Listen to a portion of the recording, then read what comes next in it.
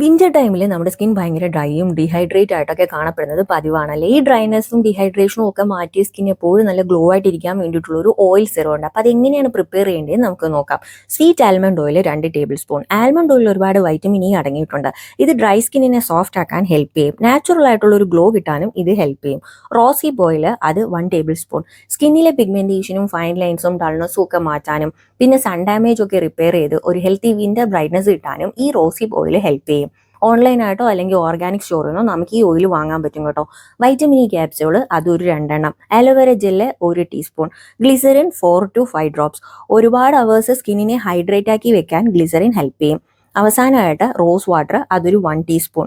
സ്കിന്നിനെ hydrate ആക്കി വെക്കാനും skin നല്ല സോഫ്റ്റ് ആൻഡ് ഗ്ലോ ആക്കാനും റോസ് വാട്ടർ നമ്മളെ നന്നായിട്ട് ഹെൽപ്പ് ചെയ്യും. ഇതെല്ലാം കൂടി നല്ലപോലെ മിക്സ് ചെയ്ത് കഴിഞ്ഞാൽ നമ്മുടെ സിറം ഇവിടെ റെഡിയായി.